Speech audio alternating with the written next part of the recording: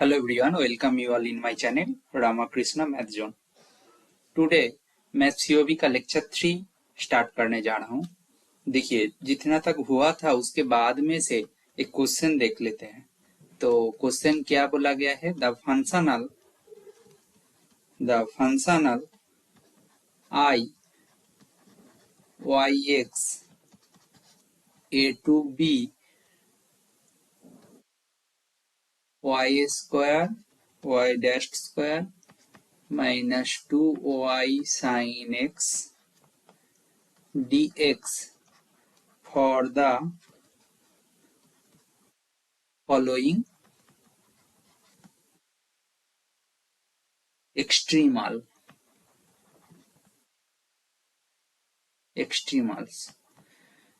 Option A दिया है क्या, y equal to c1 e power 2x plus c2 e power minus 2x plus 1/2 sine x दिया है।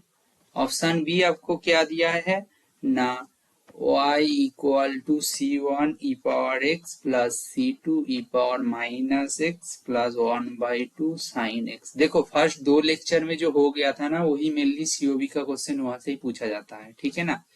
तो अभी जो एक्सटेंशन चल रहा है आपको एकदम पूरा सीओबी का पूरा मतलब सिलेबस जो है जहां से मेनली आज तक क्वेश्चन पूछा गया है वो पूरा कवर करने के लिए ये सब भी आपको करना है। आप देख सकते हो, मतलब अभी मैं बोलूंगा लास्ट साल इसके बाद कुछ मैं कराऊंगा, वहां से एक क्वेश्चन दे दिए थे, बट उसके पहले यहाँ से क्वेश्चन नहीं आता था। मतलब दिन दिन क्वेश्चन का पैटर्न चेंज करने की कोशिश कर रहा है, जैसे स्टूडेंट को कंफ्यूज कर सके।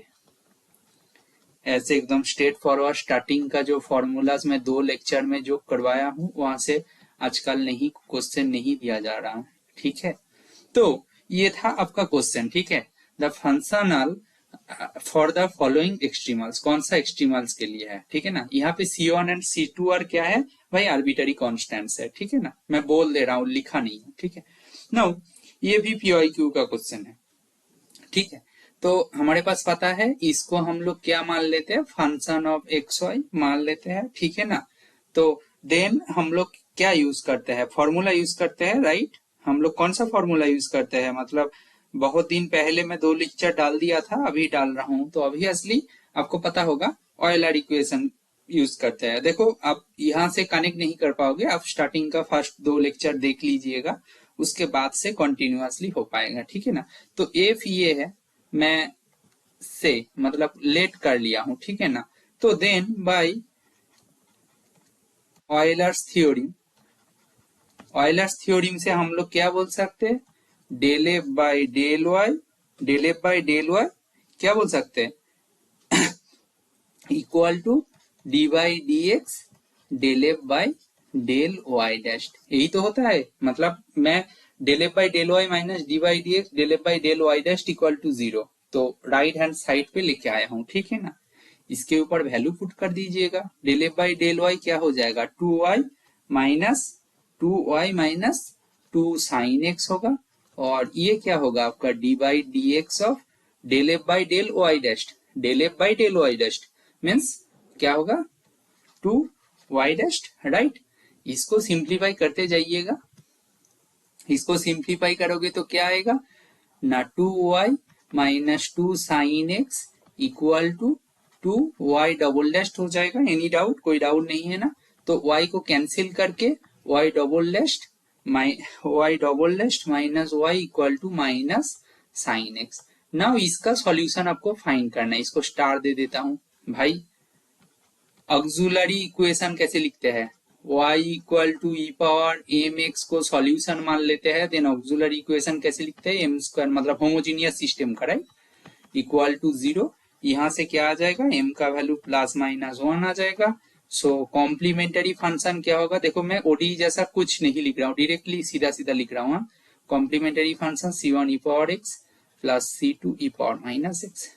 पर्टिकुलर इंटीग्रल क्या होगा भाई, पर्टिकुलर इंटीग्रल होगा आपका minus sine x by D square minus 1 minus sine x by minus 1 square minus 1। So क्या हो जाएगा आपका, पता है शॉर्ट फॉर्मूला बस। तो आपका क्या सॉल्यूशन आएगा, क्या आएगा, so required solution of star, required solution of star, जो स्टार का रिक्वायर्ड सॉल्यूशन क्या होगा भाई, वाई एक्स क्या होता है, कॉम्प्लीमेंट्री फंक्शन और पर्टिकुलर इंटीग्रल का सम होता है, ठीक है ना। तो इसको सीधा सीधा लिख दीजिएगा, आपका वाई एक्स आ जाएगा। तो आपको वाई एक्स ही तो फाइंड करना है, ठीक है ना, क्वेश्चन में ऑप्शन दिया हुआ था। तो आपका हो गया C1 e power x, C2 e power minus x. देखो C1 C2 कुछ भी हो सकता है, ऑप्शंस में C1 C2 कोई आर्बिटरी कांस्टेंट माना तो इसलिए मान लिया हूँ, ठीक है ना, ऐसा कुछ नहीं है, कुछ भी आ जाए उसको equal to C1 C2 consider कर सकते हो। तो आपका कौन सा ऑप्शन में है, आप बैक करके देखो, आपका ऑप्शन कौन सा दिया है, C1 e power x plus C2 e power minus x, यहाँ पे प्लस था ना, मतलब प्लस आ रहा था, तो ऑप्शन बी आपका सही हो जाएगा, ठीक है ना। आपका जो आंसर क्या होगा, आपका आंसर हो जाएगा ऑप्शन बी। देखो ऐसे ही क्वेश्चन आता है, इसीलिए बोलते हैं सीओबी को छोड़ना मत, कुछ फॉर्मूला याद रखना होता तो क्या होता, ऑयलर्स ऑयलर्स इक्वेशन, जो ऑयलर्स थ्योरम बोलते हैं, ठीक है ना, उसको उसको पहले पता करना है, उसको पता करने के बाद कुछ नहीं करना है। ऑयलर्स इक्वेशन का first form, second form, third form है, उसको भी याद रख सकते हो, mainly first form second form से कम बन जाएगा, ठीक है। नाउ उसके बाद क्या, मतलब थोड़ा बहुत फंक्शनल क्या होता है, एक्सट्रीमल्स क्या, इस मतलब क्या है, किसका मैक्सिमम मिनिमम फाइंड करना है, ये सब थोड़ा बहुत मतलब टर्म के बारे में आइडिया होना चाहिए, जो फर्स्ट 2 लेक्चर में ऑलरेडी है। और हो गया। नाउ कुछ स्पेशल केसेस है कि फंक्शन एफ जो एक्स से इंडिपेंडेंट है, वाई से इंडिपेंडेंट है, वाई डैश से इंडिपेंडेंट है, उसके ऊपर डिपेंड करके कुछ कॉन्सिडर स्पेशल केसेस का कॉन्सिडर किया गया था, बट वो याद रखने का कोई जरूरत नहीं है भाई। किसी एक से इंडिपेंडेंट है तो सीधा सीधा आप मतलब उनके रेस्पेक्ट में कोई पार्शियल डेरिवेटिव होगा तो उसको जीरो पुट कर देंगे, इतना ही तो है। तो उतना शॉर्ट ट्रिक्स का कोई जरूरत नहीं है। तो आपको मेनली ऑयलर्स थ्योरम का तीनों फॉर्म याद रखने से भी एक क्वेश्चन बन जाएगा। बट पता नहीं, मैं जिस टाइम मेरा एग्जाम दिया था वो उस टाइम तो एक क्वेश्चन आया था, बट उसमें कुछ मिक्स्ड फॉर्म से आया था, ठीक है ना, मैं बाद में करवाऊंगा उसको, मतलब आसान ही है, आप नॉर्मल सेंस से भी जा सकते हो। जैसे यहाँ पे Y X Y Y dash था, वहां पे शायद X Y Y dash Z Z dash ऐसा कुछ था, और एक्स वाई था एंड जेड जेड डैश था, समझ रहे हो। तो दोनों में मतलब ऐसा कुछ फॉर्म में था, मिक्स्ड फॉर्म में था, तो उसको सिंप्लीफाई करना था, सिंपल बात है। बट इधर ऐसा मिक्सचर फॉर्म भी मैं करवा दूंगा, कोई प्रॉब्लम नहीं है, ठीक है।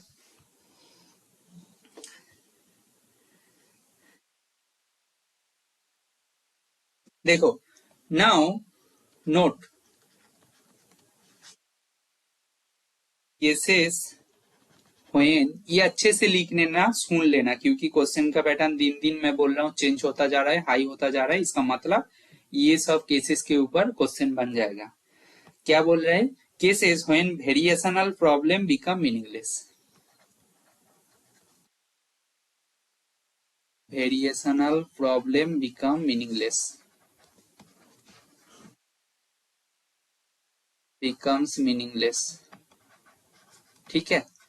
तो हमें वो सब केसेस के बारे में देखना है जब वो वेरिएशनल जो प्रॉब्लम दे रखे हैं वो मीनिंगलेस हो जाएगा, ठीक है। कौन सा केसेस है, हम लोग पहले तो फंक्शनल को लिख लेते हैं, ठीक है ना, Y X I of Y X equal to x1 to x2 F of X Y Y dash D X, ठीक है ना। नाउ उसके साथ इनिशियल कंडीशन दिया होगा y of x1 equal to y1, y of x2 equal to y2, ठीक है ना। द वेरिएशनल प्रॉब्लम कब मीनिंगलेस होगा, उनके लिए कितना केसेस होगा वो दिखाऊंगा, ठीक है। The variational problem became variational problem becomes meaningless when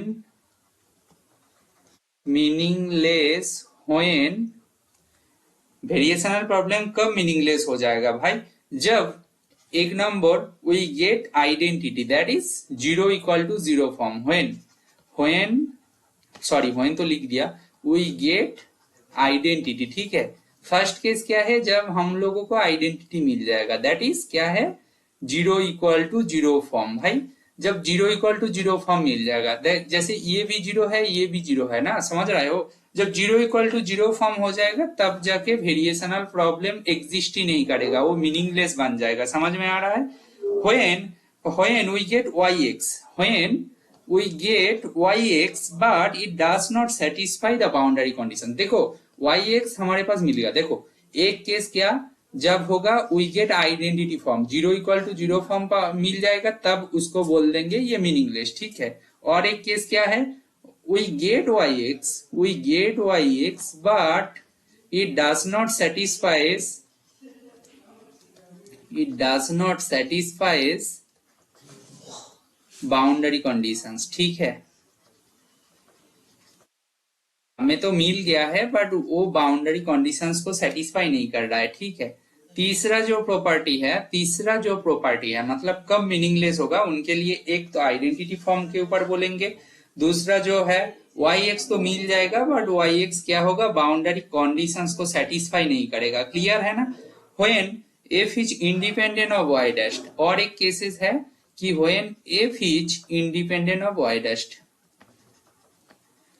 independent of y dash, इसका मतलब क्या, that is del F by del Y dash equal to 0, ठीक है ना। मतलब f जब y डैश से इंडिपेंडेंट हो जाएगा। भाई इसका मतलब क्या, भाई ऑयलर्स थ्योरम देखो, ऑयलर्स इक्वेशन से क्या बोल सकते हैं, ऑयलर्स इक्वेशन से क्या आएगा, del F by del Y minus D by D X. मतलब ऑयलर्स इक्वेशन का जो मेन फॉर्म वहां से क्या आ जाएगा, यही तो होता है, 0 है। भाई ये टर्म तो 0 है, इसका मतलब क्या, del F by del Y equal to 0। समझ रहे हो। मतलब मैं थर्ड जो कंडीशन लिखा हूं इसको एक्सप्लोर करने की कोशिश कर रहा हूं, ठीक है। कंडीशन में क्या लिखा है कि एफ जब वाई डॉट्स मतलब वाई डॉट से इंडिपेंडेंट हो जाएगा तब जाके बोल दोगे जो वेरिएशनल प्रॉब्लम है वो मीनिंगलेस। तो देन ऑयलर इक्वेशन से हम लोग को क्या मिल रहा है, del F by del Y equal to 0। तो ये क्या है भाई, भाई इसका मतलब क्या है,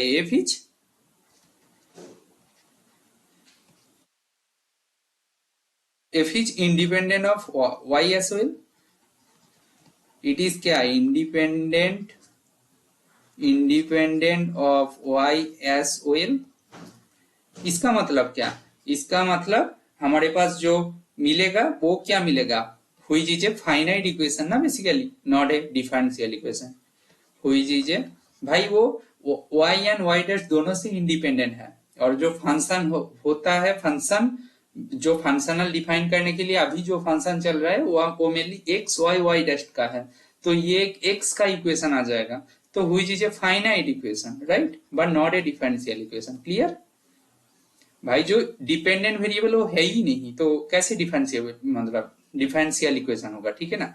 which is a finite equation but not a differential equation, D लिख दिया, ठीक है, समझ में आ रहा है। तो देखो तीनों केसेस है, ये याद रखना, बार बार रिपीट कर रहा हूं। एक तो आइडेंटिटी फॉर्म, और एक क्या, हमारे पास yx मिल गया बट yx जो मिला उसको जो बाउंड्री कंडीशन दिया हुआ उसको सेटिस्फाई नहीं कर रहा, तो कोई मतलब नहीं। थर्ड जो है ए वाई डैश से इंडिपेंडेंट है, तो ऑयलर इक्वेशन से बोल देंगे y से भी इंडिपेंडेंट है, तो ये एक फाइनाइट इक्वेशन हो जाएगा जो इंडिपेंडेंट वेरिएबल x का, बट यहाँ पे डिपेंडेंट वेरिएबल कोई है ही नहीं, तो ये डिफरेंशिएबल इक्वेशन तो नहीं बनेगा, ठीक है ना।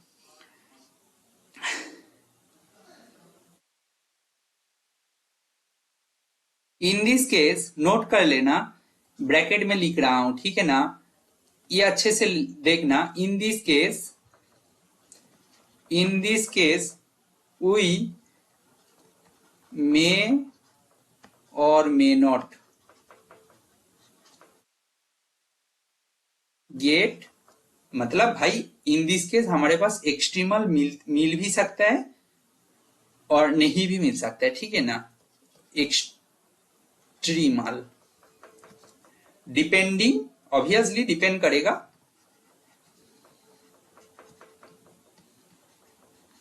डिपेंडिंग अपन बाउंड्री कंडीशन, ठीक है, ये तो डिपेंड करेगा डिपेंडिंग अपन बाउंड्री कंडीशन। अच्छा इसको बाउंड्री ही लिखते हैं। Bounded boundary condition. समझ में आया? देखो क्लियरली देख रहा है, मैं 3 पॉइंट को अच्छे से एक्सप्लेन किया। ये पॉइंट आजकल इंपॉर्टेंट हो गया है, ठीक है ना, ये सब याद रखना। फोर्थ एक पॉइंट बोल रहा हूं, ये भी इंपॉर्टेंट है। देखो एफ हमारे पास जो फंक्शन है वो तो भाई एक्स वाई का ही है, plus N X Y Y dash, मतलब ऐसा फॉर्म में मैं एफ को लिया हूं, ठीक है ना, जैसे डिफरेंशियल इक्वेशन में एग्जैक्ट इक्वेशन फाइंड करने के टाइम लेते हैं, तो एफ ऐसा ही होगा कि एक्स वाई वाई डैश का ही कुछ टर्म है, तो उसको ऐसे लिखा हूं M plus N Y dash, ठीक है ना। तो ऑयलर इक्वेशन क्या बोलते हैं? ऑयलर इक्वेशन क्या है भाई? Del F by del Y equal to D Y D x del F by del Y dash. इसको सिंप्लीफाई करो भाई, इसको सिंप्लीफाई करने से क्या आएगा ना, del M by del Y, any problem, plus del N by del X, ठीक है, del N by del X Y dash equal to D by D x del F by del Y dash करोगे तो बस सीधा सीधा N आएगा, right. इसको simplify करो, इसको सिंप्लीफाई करने से क्या आएगा, del M by del Y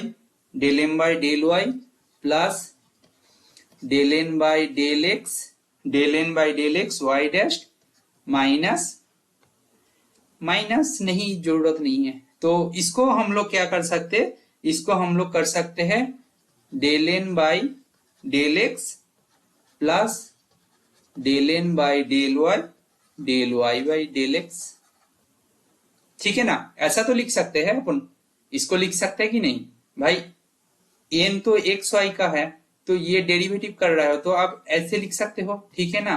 इसको सिंप्लीफाई करो, del M by del Y, भाई ये टर्म कहाँ है,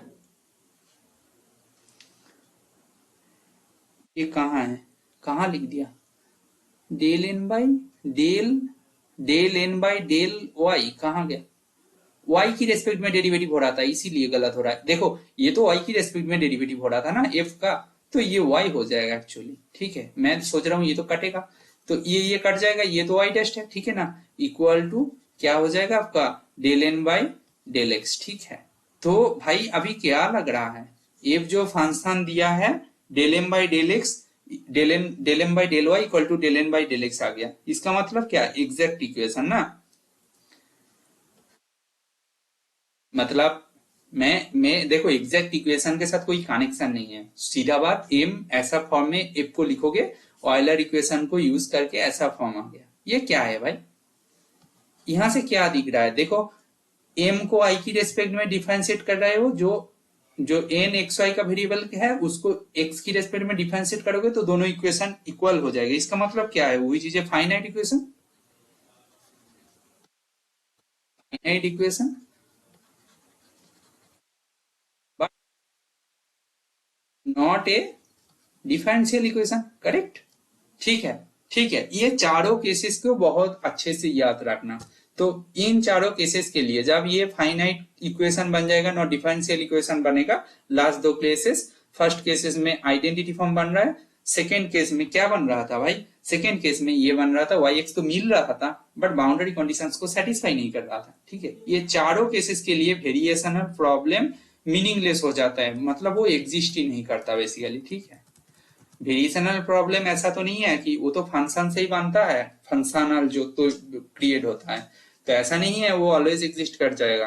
आपको एक वेरिएशनल प्रॉब्लम दे दिया, उनका बाउंड्री कंडीशंस को कुछ भी जगह पे लगा दिए हैं, तो आपको वाई एक्स सपोज मिल गया, कभी कभी मिलेगा ही नहीं, zero equal to zero form मिल जाएगा, उस टाइम भी मीनिंगलेस होगा, कभी कभी वाई एक्स तो मिल जाएगा बट बाउंड्री कहीं पे भी दे दिया वो थोड़ी ना सेटिस्फाई करेगा, क्लियर, ठीक है। नाउ एक एग्जाम्पल लेते हैं,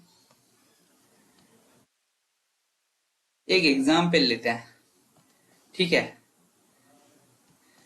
एग्जाम्पल क्या है, एग्जाम्पल ऐसा है कि y x equal to 0 to 1 X Y plus Y square. देखो मैं डिटेल में सीओबी को करवा दूंगा, आप ये कर लेना, आपका सीओबी से जितना क्वेश्चन आएगा बन जाएगा। थोड़ा बहुत टाइम लगेगा और कुछ लेक्चर चाहिए, मतलब स्लोली पढ़ा रहा हूँ, एक एक करके एग्जाम्पल देके तो टाइम लगेगा, बट ये पूरा कर लेना, आपका फुल मार्क्स बन जाएगा सीओबी से क्वेश्चन आया तो। ठीक है, y ऑफ 1 इक्वल टू 2। भाई ये क्या है, ये क्या है, ये बाउंड्री कंडीशन है, क्लियर, सॉरी ये बाउंड्री कंडीशन है। ठीक है, इनके लिए क्या करना है, तो ये क्यों लिखा हूं, ये एग्जाम्पल दे रहा हूं कि ये जो है ये मीनिंगलेस वेरिएशनल प्रॉब्लम है। क्यों है बाद में जाके देखते हैं। ठीक है, बाद में जाके देखते हैं। चारों केसेस बोला हूं उनके लिए मीनिंगलेस होता है, ये कौन सा केसेस के अंडर आते हैं, तो इसको क्वेश्चन मान लिया। ठीक है ना, इसको सॉल्व करो। क्या है भाई, सीधा बात ये है, इसको ए मान लोगे, F of X Y Y dash, right, यही तो है ना। ऑयलर इक्वेशन से क्या बोलोगे भाई, by Euler equation, by Euler equation क्या बोलोगे, del F by del Y equal to D by D x del F by del Y dash. ठीक है, इसको सिंप्लीफाई करते जाओ, सब कुछ आ जाएगा।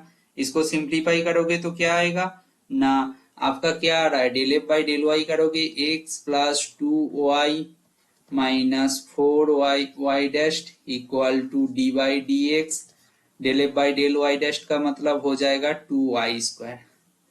इसको सिंप्लीफाई करो, इसको सिंप्लीफाई करने से आएगा X plus 2y, X plus 2y minus 4y Y dash, और इसको इधर लेके आ रहा हूं, इधर लेके आओगे तो 4y वाई डैश बन जाएगा कि नहीं। ठीक है ना, मतलब इक्वालिटी के लेफ्ट साइड में लिखा गया। ठीक है, इसको सिंप्लीफाई करोगे तो क्या आ रहा है, x plus 2y equal to 0। इसको सिंप्लीफाई करो, y equal to minus X by 2। भाई आपका y मिल रहा है, बट भाई y ऑफ 0 इक्वल टू 1 होना चाहिए। ठीक है ना, y ऑफ 0 इक्वल टू 1 होना चाहिए। इसका मतलब क्या, y ऑफ 0 इक्वल टू 1 मतलब आपका बोल रहा है x का वैल्यू 0 पुट करोगे तो 0 minus 0 by 2 equal to 0 equal to 1 बोल रहा है। ये थोड़ी ना पॉसिबल हो सकता है, ये थोड़ी ना पॉसिबल हो सकता है, राइट, ये तो पॉसिबल नहीं होगा ना, समझ रहे हो। तो y0 इक्वल टू 1 ये कंडीशन को सेटिस्फाई नहीं कर रहा है, मतलब बाउंड्री कंडीशन ये भी तो है, इसको सेटिस्फाई नहीं कर रहा है। समझ में आ रहा है, क्लियर, क्लियर है ना। इसको यूज करो, इसको भी सेटिस्फाई नहीं कर रहा है, x का वैल्यू 1 पुट करोगे तो माइनस हाफ बन रहा है, बट यहाँ पे 2 दिया हुआ है, तो बाउंड्री कंडीशन को ही सेटिस्फाई नहीं कर रहा है। So the above variational problem क्या है, मीनिंगलेस है भाई।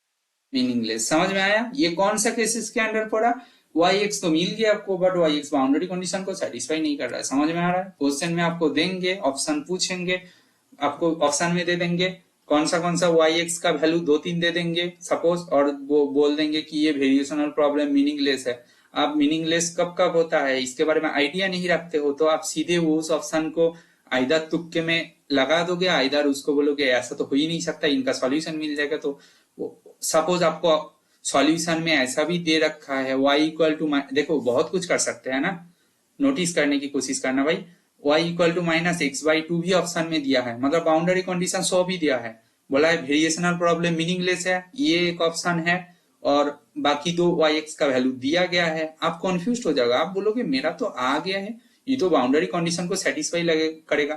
देखो वेरिएशनल प्रॉब्लम कब कब मीनिंगलेस होता है, मतलब इसके बारे में आइडिया ही नहीं है दिमाग में, आप उस टाइम सोचोगे नहीं कि आपका y equal to minus X by 2 आ गया है, ऑप्शन में भी है, बस लगा के आ जाओगे और वो नेगेटिव मार्क्स मिल जाएगा ना। समझ में आ रहा है, तो ऑल टर्म्स जानने की बहुत ही इंपॉर्टेंस है, मतलब बहुत काम में आएगा। ठीक है ना।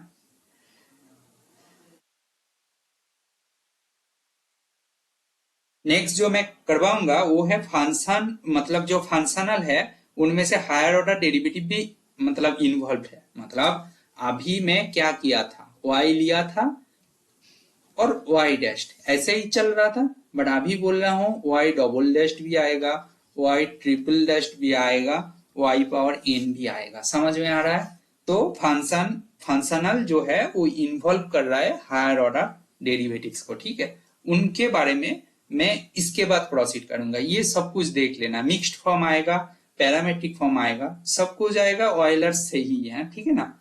मोर देन डिपेंडेंट वेरिएबल, देखो डिपेंडेंट वेरिएबल इंडिपेंडेंट वेरिएबल एक एक करके लिया था, अभी डिपेंडेंट वेरिएबल को मोर देन वन ले लूंगा, मिक्स्ड फॉर्म आएगा, पैरामेट्रिक फॉर्म आएगा। ये सब फॉर्म को तो एटलीस्ट अच्छे से देख के जाना, यहां से तो क्वेश्चन आएगा ही आएगा, आजकल आ रहा है, ठीक है।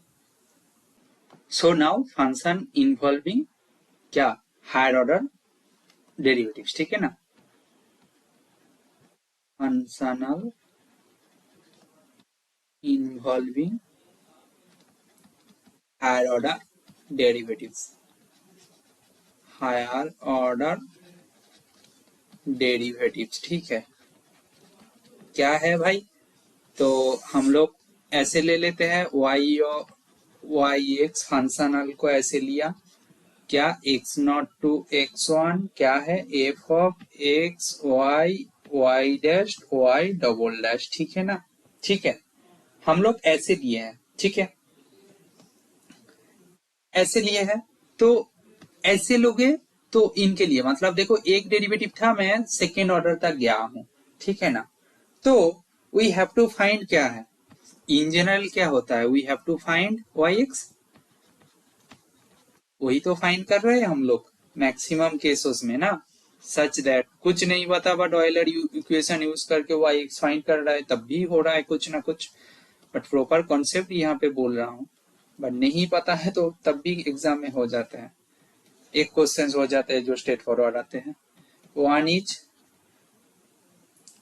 Stationery under the boundary condition, under the boundary condition, ठीक है। Under the boundary condition one is stationary, कौन सा बाउंड्री कंडीशन, यहाँ पे दो दो करके आएगा ना, y ऑफ x naught equal to y naught, y of x1 equal to y1, but y dash of x naught equal to आएगा y2, y dash of x1 equal to आएगा y3। समझ में आ रहा है, इसका मतलब डेरिवेटिव डबल डेरिवेटिव तब गया तो y डैश y डैश के ऊपर भी कंडीशंस आएगा, चार इनिशियल कंडीशन आ गया, सेकेंड डेरिवेटिव तक गया, ठीक है ना, ठीक है ना, समझ में आया। तो ये होता है, इन दिस केस ऑयलर इक्वेशन क्या होगा भाई, मतलब इन जनरल जो हमारे पास एक्स वाई डैश था उनके लिए जो था उसको ही एक्सटेंड करोगे ना। इन दिस केस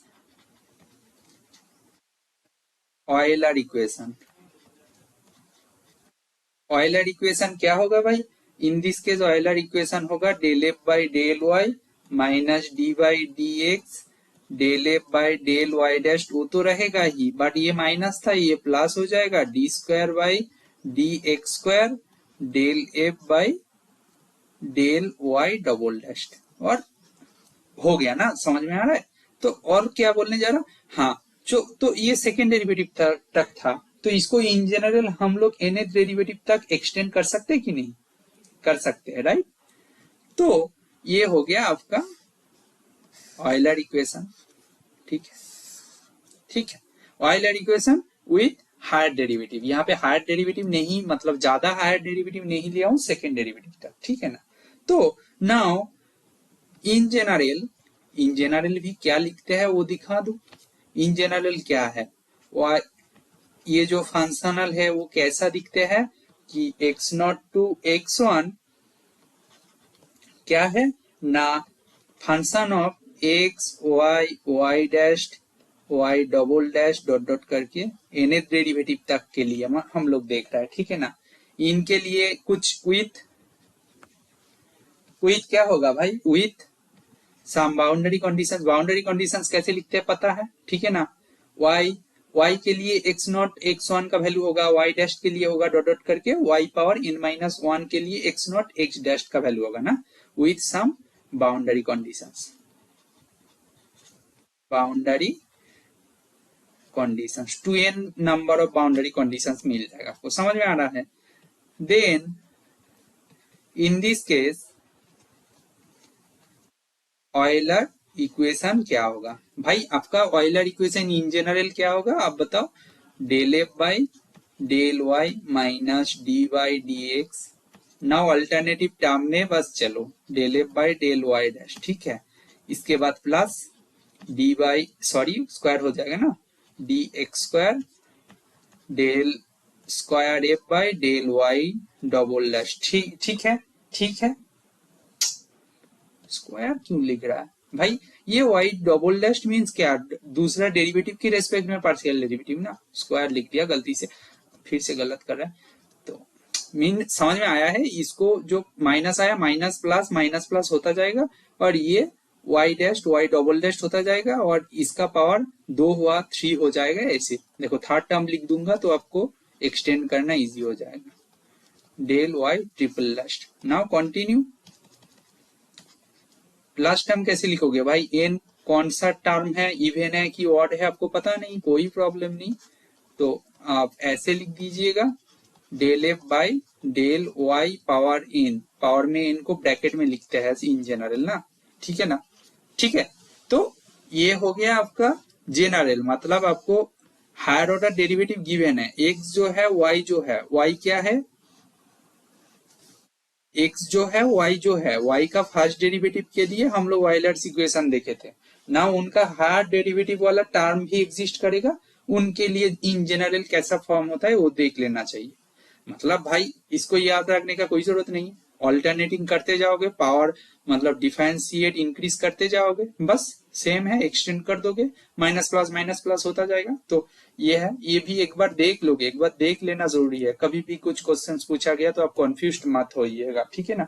देखो ऐसा क्वेश्चन भी आया है, यहाँ से भी क्वेश्चन पूछा गया था, तो क्वेश्चन को लिख लेते हैं पहले, ठीक है ना?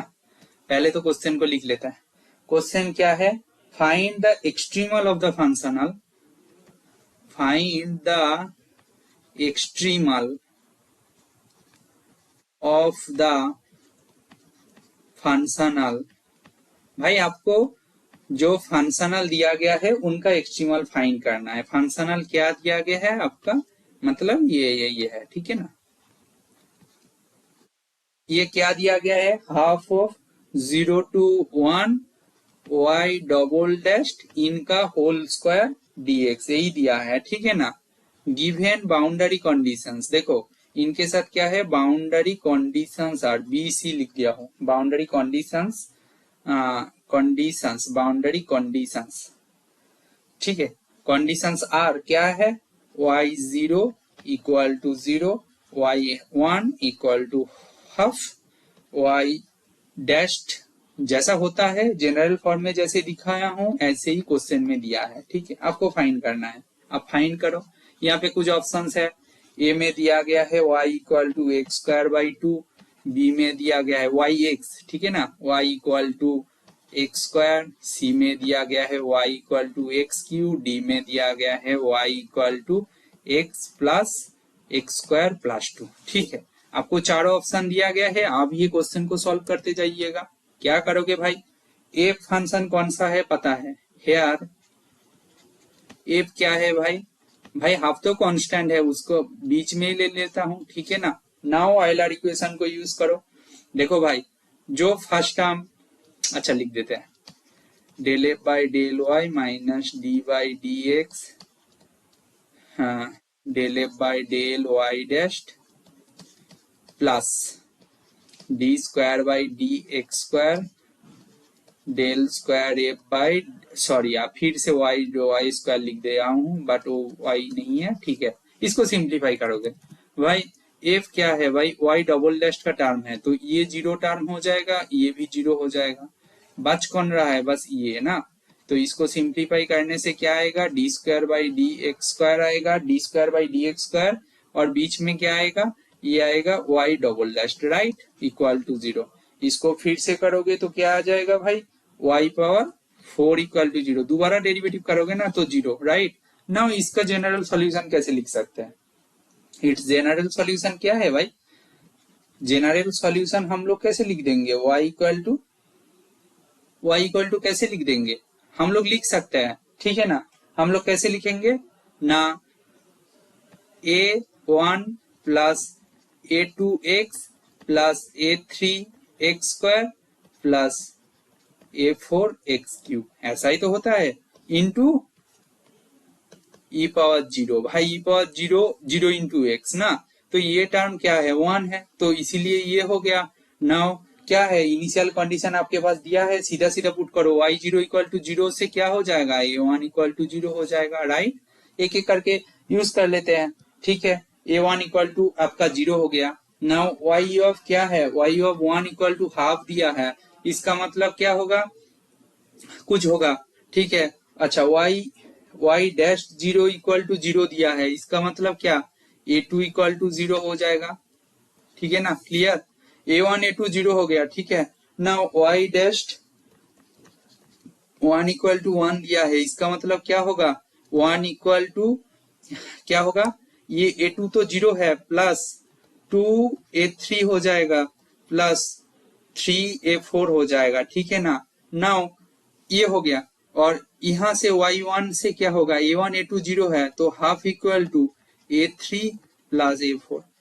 भाई इसको सिंप्लीफाई करना तो आता है, तो a3 plus 3/2 a4 equal to 1।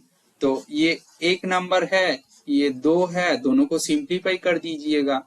तो दोनों को सिंप्लीफाई करोगे तो क्या होगा ना, क्या 1 माइनस 2 कर दो, 1 माइनस 2 करोगे तो क्या हो जाएगा ना, 1/2 a4 इक्वल टू क्या हो रहा है, 1/2 a4 इक्वल टू ये हाफ है, राइट।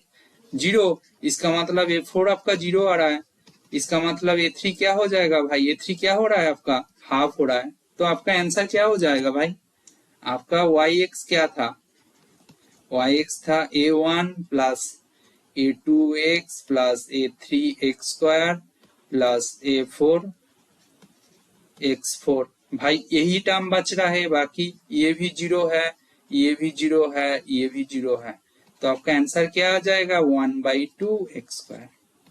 y आ गया। देखो कोई एक ऑप्शन में तो मिल जाएगा, मैं जो क्वेश्चन में ही दिया था तो ऑप्शन में मिल जाएगा। ऑप्शन में देखो y equal to x²/2, first option देखो एकदम एग्जैक्टली यूनिक आंसर आ रहा है, क्योंकि हमारे पास बाउंड्री कंडीशन दिया हुआ है। चारों ऑप्शंस में मतलब कोई और एक ऑल्टरनेटिव ऑप्शन नहीं होगा, ठीक है। ये exactly y equal to x²/2 आएगा, ठीक है ना, आपका आंसर होगा ये ऑप्शन, ठीक है, ये ऑप्शन, क्लियर। ऐसे करते हैं। अभी देखो आपका हायर ऑर्डर डेरिवेटिव के लिए आपको ऑयलर्स इक्वेशन के बारे में आइडिया ही नहीं है, तो ये क्वेश्चन आपको छोड़ना पड़ेगा, क्योंकि y डबल डैश आप देखे ही नहीं होंगे, तो कैसे करोगे, राइट, दैट्स द वे, ठीक है ना। नाउ और एक चीज देख लेते हैं, फंक्शन इन्वॉल्विंग क्या, फंक्शन इन्वॉल्विंग मोर डिपेंडेंट वेरिएबल, समझ में आ रहा है। देखो भाई यहाँ पे डिपेंडेंट वेरिएबल कौन है, y था, अभी बोल रहे हैं मोर डिपेंडेंट वेरिएबल y1 y2। वहां पे हम लोग अभी जो खत्म किया हूं ये क्या है, ये डिपेंडेंट वेरिएबल है, ये डिपेंडेंट वेरिएबल है, इट्स हायर ऑर्डर डेरिवेटिव।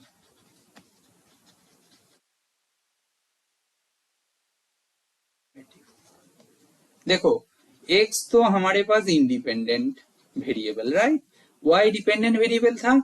हम लोग y एंड y डैश लेके चल रहे थे स्टार्टिंग से 2 लेक्चर तक, बट बोल रहा है y डबल डैश आ जाए, y ट्रिपल डैश आ जाए, डॉट डॉट करके y n आ जाए, उनके लिए फॉर्म क्या होगा। अभी जो दूसरा कॉन्सेप्ट स्टार्ट होने वाला है, यहाँ पे बोल रहा है फंक्शनल इन्वॉल्विंग इन्वॉल्विंग क्या भाई, मोर डिपेंडेंट वेरिएबल मींस जो y था y नहीं होगा और कोई होगा, y z, और मतलब y1 y2 डॉट डॉट करके और कोई है, ठीक है ना, समझ में आ रहा। मोर मीन्स हम लोग n तक एक्सटेंड कर देंगे, सीधा बात है, ठीक है ना। मोर मतलब 2 के लिए हो रहा है तो n तक एक्सटेंड करने में कोई फर्क नहीं पड़ेगा, मेनली सीओवी में कुछ फर्क नहीं पड़ेगा। देखो 2 के लिए कोई एक फॉर्म आ गया ना, उसको लिख देंगे इन जनरल फॉर n, ठीक है ना, नहीं अभी लिखने दो। तो function involving dependent variable. I think मैं जो जैसे बोल रहा हूँ ना ऐसे कैजुअली, मतलब ऐसे ही लेना, ये मतलब ऐसे कैजुअली जैसे स्टोरी जैसा आप सुनते जाओगे, फॉर्मूलास लिखते जाओगे तो आपका एंड तक हो जाएगा। ठीक है, ऐसा कोई दिक्कत नहीं आने वाला है, ऐसी फॉर्मूला से आता है। और फॉर्मूला कैसे एक्सटेंड हो रहा है आपको पता है। ऑयलर्स इक्वेशन जो था, एक डिपेंडेंट वेरिएबल एक independent variable, and dependent variable का मतलब डेरिवेटिव था वाई डैश था, ठीक है ना।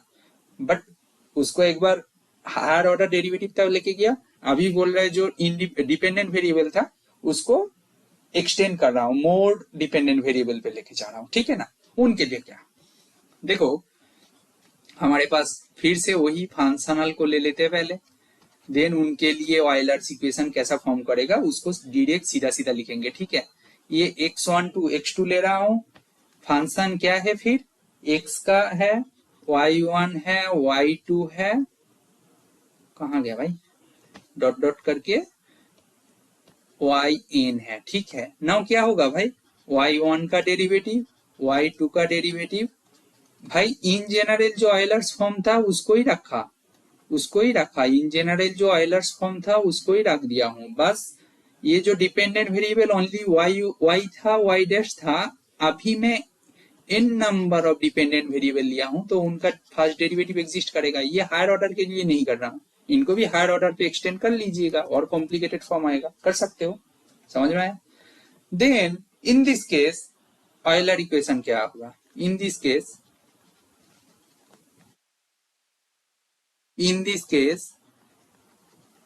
Euler equation, in this case आपका ऑयलर इक्वेशन क्या होने वाला है ना, del F by del y n minus d Y D x del F by del y n dashed equal to 0 for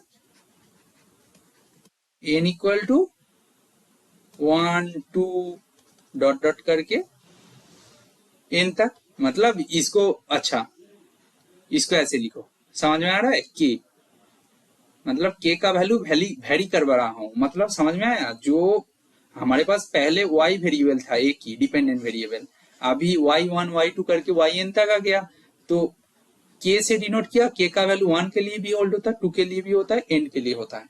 ये जो फॉर्म था, ये फॉर्म से last time means I think June 2023 वाला, जिस बार मैं एग्जाम दिया था जीआरएफ वाला, जीआरएफ के लिए, तो उस टाइम इसी कॉन्सेप्ट के ऊपर क्वेश्चन आया था आई थिंक, और parametric form I forgot, but हाँ पता है कि ऐसा दो ऑयलर इक्वेशन आ रहा था, आपको समझ में आया होगा शायद यहाँ पे x y y2 था और y1 डैश y2 डैश था, तो दोनों के लिए दो ऑयलर इक्वेशन आएगा, उनके साथ ऑब्वियसली 4 बाउंड्री कंडीशंस देंगे, उनको सिंप्लीफाई करते जाओगे आपका सॉल्यूशन आ जाएगा। ठीक है, कॉन्सेप्ट यही था। ठीक है, समझ में आया। नाउ इनका एक एग्जाम्पल कर लेते हैं, देखो क्वेश्चन तो मेरे को देख के ही लिखना पड़ेगा, क्वेश्चन कौन याद रखेगा, और रैंडम कुछ क्वेश्चन लिखोगे वो एंड तक कितना कॉम्प्लिकेटेड फंक्शन बन जाएगा, किसी का कोई आइडिया नहीं है। ठीक है, तो फाइंड एक्सट्रीमल, मैं सीधा सीधा लिख रहा हूं, आई क्या दिया है, ठीक है, आई क्या दिया है वो लिख रहा हूं। ठीक है, 0 to 1 1 plus y dash square plus z dash square whole power half dx। ठीक है, सेटिस्फाइंग बाउंड्री कंडीशन, मैं बाउंड्री कंडीशन डायरेक्ट लिख रहा हूँ, y0 0 है, y1 आपका 2 है, z0 0 है, कहाँ गया भाई, z0 0 है, और z1 आपका क्या दिया है भाई यहाँ पे 4। ठीक है, नाउ इसको सॉल्व करो, इसको सॉल्व क्या करोगे, इसको सॉल्व करके आपको रिक्वायर्ड एक्सट्रीमल फाइंड करना है, फाइंड एक्सट्रीमल, सीधा बात है। ठीक है, हमें एक्सट्रीमल फाइंड करना है तो फाइंड करो भाई, ऑब्वियसली दो एक्सट्रीमल आ जाएगा आपके पास, क्योंकि y है, z वेरिएबल है, तो दो एक्सट्रीमल आएगा। ठीक है ना, हाँ, तो यहाँ पे सीधा सीधा बात है, ये क्या है भाई, फंक्शन है, ये किसका फंक्शन है, x y z y dash z dash. ठीक है, ब्रैकेट में नहीं लिखे, अच्छा लिख देते भाई, आप बोलोगे कुछ मतलब समझ में नहीं आया, जेड जेड डैश, ठीक है। एक्स नहीं है भाई, एक्स को मतलब एक्स पावर 0 ऐसे मान लो, 1 की जगह एक्स पावर 0, ठीक है ना। नाउ बाय ऑयलर इक्वेशन सीधा सीधा सॉल्व करते जाओ और कुछ नहीं करना। तो del F by del Y क्या करोगे, del F by del Y minus d Y D x del F by del Y dash, ठीक है, इक्वल टू 0। इनको सॉल्व करो। इनको सॉल्व करने से क्या आएगा, इनको सॉल्व करने से आपका क्या आने वाला है ना भाई, करो, एफ तो वाई का फंक्शन नहीं है ना, तो ये टर्म 0 हो जाएगा। इसका मतलब d Y D x del F by del Y dash equal to 0। यहां से क्या आ रहा है भाई, del F by del Y dash. Del F by del Y dash क्या हो जाएगा भाई, कांस्टेंट हो जाएगा, राइट। भाई एफ तो एक्स का भी फंक्शन नहीं है, वाई वाई का भी फंक्शन नहीं है, तो डी बाई डी एक्स 0 हो रहा है, इसका मतलब del F by del Y dash equal to C1 लिख सकते हैं।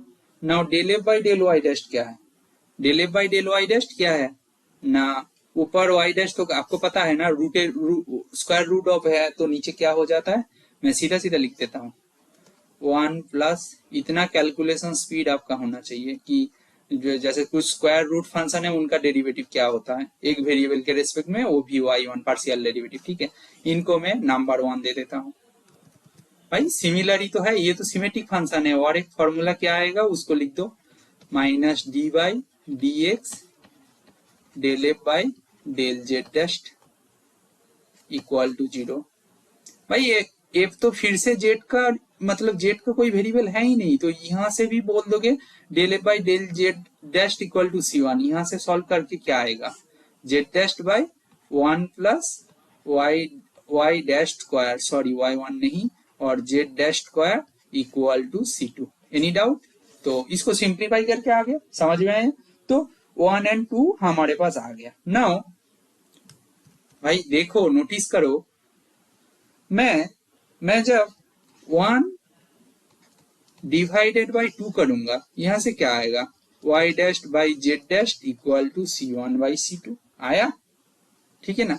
इनको और एक कांस्टेंट मान लेते हैं, भाई मान सकते हैं ना, C1 C2 को C3, मतलब वो तो कांस्टेंट है एक्चुअली, तो y dash equal to C3 z dash, ठीक है, y dash equal to C3 z dash, ठीक है। ये आपका आ गया फाइनली, इतना तक तो आपका आ गया, ठीक है। नाउ नाउ अभी देखो भाई, हमारे पास फर्स्ट इक्वेशन क्या था, देखो नोटिस करो, ये जो फर्स्ट इक्वेशन क्या था, यहाँ पे मैं y डैश के जगह z डैश में कन्वर्ट कर दूंगा, तो z डैश का फंक्शन आ जाएगा, ठीक है। मैं सीधे नीचे लिख रहा हूँ, याद होगा y dash by root over 1 plus y dash square plus z dash square C1।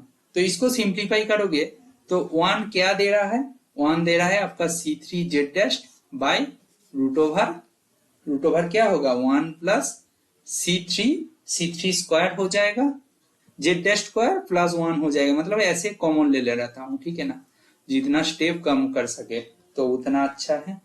तो यहां से मैं बोल दूंगा C3 square z dash square equal to C1 square से 1 प्लस C1 स्क्वायर से क्या बोलूंगा, C1 स्क्वायर से 1 plus C3 square plus 1 Z dash square, ठीक है, ठीक है। इतना तो हमारा आ गया।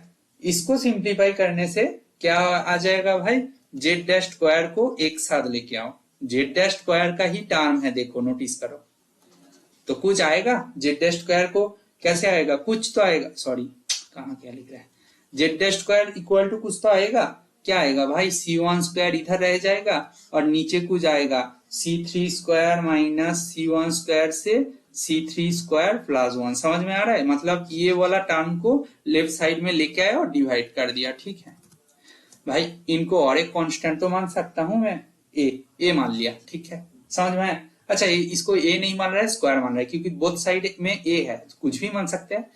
तो जेड डैश इक्वल टू आपका ए हो जाएगा, किए, ठीक है। तो आपका जेड डैश इक्वल टू ए हो गया, आपका जेड डैश का वैल्यू आ गया। नाउ भाई जेड डैश इक्वल टू ए है, तो जेड इक्वल टू क्या लिख सकते हो, ax प्लस बी, जेड तो x के रेस्पेक्ट में ना डेरिवेटिव जो किया हो जेड डैश लिख रहा है वो तो x का वेरिएबल है, ठीक है ना। Now y dash equal to c3, y dash equal to c3, c3 से क्या था भाई समझ में आ रहा है, y dash equal to c3 into a था, ठीक है ना, समझ में आ रहा है, y dash equal to c3 into a था, क्योंकि भाई c3 इंटू जेड डैश हमारे पास था ना, तो जेड डैश के जगह ये पुट कर दिया, उनका वैल्यू मैं c4 ले रहा हूं। देखो ये जो c3 इंटू ए था इसको c4 लिखा, यहां से क्या आएगा y इक्वल टू, ठीक है, क्या आएगा y इक्वल टू, आपका y इक्वल टू क्या आ जाएगा ना c4 इंटू x प्लस कुछ आएगा c5, ठीक है ना भाई, c4 into x plus c5 ऐसा कुछ आ जाएगा। नाउ आपके पास क्या दिया था, आपके पास क्वेश्चन में क्या दिया था, y0 equal to 0, y1 equal to 2, इन दोनों को यूज करो भाई, इन दोनों को यूज करोगे तो यहां से आएगा c5 इक्वल टू 0, भाई c5 तो 0 आ रहा है, c5 0 आ जाएगा, और y1 इक्वल टू 2 को यूज करोगे तो 2 इक्वल टू क्या होगा आपका, 2 इक्वल टू आपका हो जाएगा c4, ठीक है, c4 का वैल्यू आपका 2 आ जाएगा, c5 का वैल्यू 0 आ जाएगा। सिमिलर वे में z of 0 equal to 0, z of 1 equal to 4 को यूज करोगे तो ये वाला इक्वेशन सिंप्लीफाई होके आ जाएगा, आपका क्या आएगा ना, a का वैल्यू आपका आ जाएगा, a का वैल्यू आ जाएगा 4 और b का जो वैल्यू b था, हाँ b का वैल्यू क्या आ जाएगा 0, आप सिंप्लीफाई करके देख लेना, a का वैल्यू 4 आएगा, b का वैल्यू 0 आ जाएगा, सो हमारे पास क्या आ जाएगा अल्टीमेटली yx इक्वल टू आएगा आपका क्या आ जाएगा 2x and zx equal to क्या आ जाएगा आपका, zx इक्वल टू क्या आ जाएगा, zx आएगा क्या 4x, ठीक है, समझ में आया। यहाँ पे हम लोग क्या क्या किए हैं, डिपेंडेंट वेरिएबल को इंक्रीज कर दिए, एक तो y लिया एक z लिया, बाकी ऑयलर इक्वेशन को सिंप्लीफाई किया, चारों बाउंड्री कंडीशंस था, y के रेस्पेक्ट में y0 y1 और z की रेस्पेक्ट में z0 z1, फर्स्ट डेरिवेटिव था तो y डैश का कोई वैल्यू नहीं रहेगा, z डैश का भी नहीं रहेगा, ये तो कॉमन सेंस से आ गया, प्रीवियस जो एक्सप्लेनेशन देखे हो क्लियर। तो सो देखो यहाँ पे आपके पास दो एक्सट्रीमल फंक्शन आ गया, स्वाभाविक है ना, मतलब कॉमन है ना, आपके पास दो डिपेंडेंट वेरिएबल के बारे में बोला, वो तो मिलेगा, x के ऊपर डिपेंड कर रहा है y z, तो दोनों ही अलग अलग से मिलेगा जो बाउंड्री कंडीशंस को सेटिस्फाई कर रहा है, ये थोड़ी ना वेरिएशनल प्रॉब्लम एग्जिस्ट ही नहीं करता, ऐसा तो नहीं है, यहाँ पे एग्जिस्ट करता है, क्वेश्चन में मैक्सिमम एग्जिस्ट करता है तभी पूछा जाएगा, कभी एमएसक्यू में पूछ लिया तो तब कोई क्राइटेरिया देंगे, कब वेरिएशनल प्रॉब्लम मीनिंगलेस ही हो जाते हैं उनके लिए वो चारों कंडीशंस, ठीक है ना, आई थिंक इतना तक तो समझ में आ गया, ठीक है ना। इसके बाद में क्या करने जा रहा हूं, तो इसके बाद कुछ नहीं होगा, सेम ही है भाई, पैरामेट्रिक फॉर्म दिखाऊंगा ऑयलर्स इक्वेशन का, ठीक है, ऑयलर्स इक्वेशन का पैरामेट्रिक फॉर्म दिखाऊंगा, देन आइसोपैरामेट्रिक फॉर्म दिखाऊंगा, क्योंकि वो सब टर्म आपको पता होना चाहिए, और देन रिले रिड्जे जो मेथड होता है वो भी एक इंपॉर्टेंट इंटरेस्टिंग मेथड है, उसके बारे में थोड़ा बहुत दिखाऊंगा, और एक डायरेक्ट सब्स्टिट्यूट करके आप यूज कर सकते हो एग्जाम हॉल में, आपको ज्यादा कुछ मतलब कॉम्प्लिकेटेड करने की जरूरत नहीं है, उनका भी कुछ मैं मेथड्स दिखा दूंगा, ठीक है, जितना हो पाएगा, ठीक है। देन मैक्सिमा मिनिमा के लिए सफिशिएंट कंडीशन के ऊपर दिखाऊंगा, लेजेंडरी कंडीशन, जितना हो पाएगा, मतलब जितना मेरे को लगेगा कि ये इंपॉर्टेंट है, क्वेश्चन में आया था और मतलब ये कर लेना चाहिए, रिस्क नहीं लेना चाहिए, उतना तक मैं एक्सटेंड करवा दूंगा, ठीक है, देन उसके बाद खत्म कर देंगे, मिड मट अभी भी 3-4 तो लेक्चर्स लग जाएगा, ठीक है, तो देख लेना भाई, अच्छा लगेगा, ये प्लेलिस्ट से आपको सीओबी का पूरा समझ में आ जाएगा, ठीक है ना, बहुत अच्छे से ही होगा, तो आई थिंक कॉम्प्लीटली क्वेश्चन आप अच्छे से देखते जाओगे तो आप कॉम्प्लीटली क्वेश्चन को अटेंड कर सकते हो, ठीक है ना, थैंक यू।